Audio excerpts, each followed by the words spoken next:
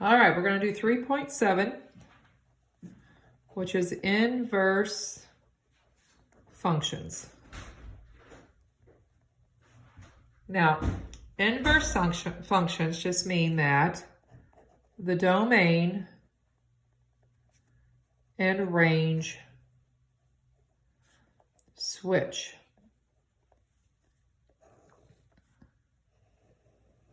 So for example, if you had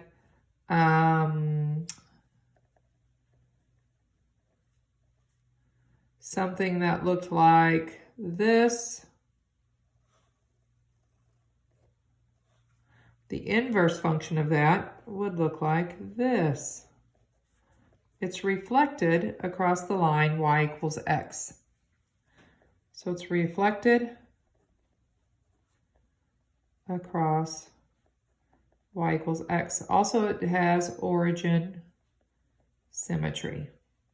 The inverse does. Now, how to tell if something has an inverse. So does it have an inverse? This is how you tell.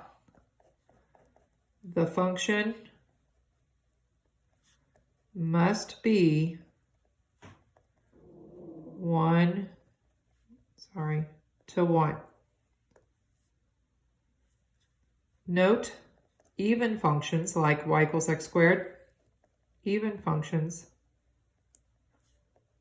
are not 1 to 1. Okay?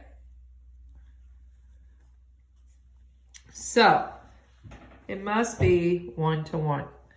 So the one way to tell is to graph the function,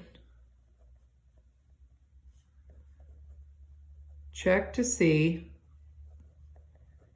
if it passes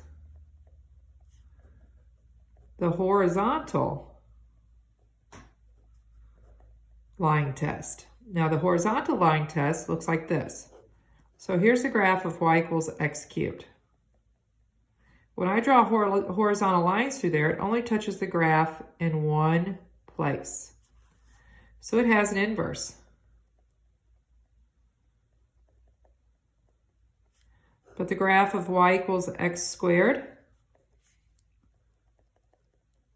when I draw a horizontal line, it touches it twice. No inverse. Does that make sense? So what I want you to do right now is determine if the following has an inverse.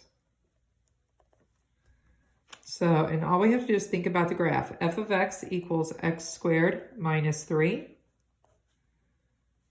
G of x equals x plus 4 cubed minus 3. H of x equals the square root of x minus 1.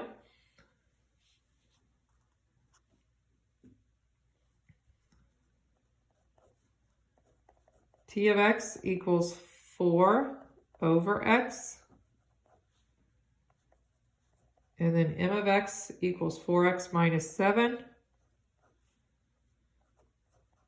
And r of x equals the absolute value of x plus 3. I hope you can see all of those.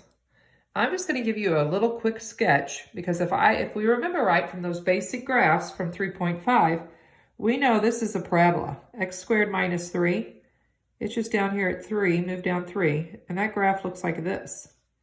It does not pass the horizontal line test because it touches it twice, so no inverse. Here, x plus 4 cubed minus 3, we know plus 4 moves it over here to the left 4, and then down 3. So this graph looks probably something like this. Does it pass the horizontal line test? If you draw horizontal lines, it only touches the graph once. So does it have an inverse? Yes. The square root of x minus 1 just means it's scooted over 1. It looks like this. Is it going to pass the horizontal line test? Yes. The graph of 4 over x, it's going to look like this. Does it pass the horizontal line test? Yes. The graph of 4x minus 7, that's a line. Crosses down here at -7, looks like that. It also passes the horizontal line test. Put this one, number 6, the absolute value of x plus 3. That plus 3 is going to move it to the left 3, but if you remember right, absolute value graphs make a V. Is it going to pass the horizontal line test?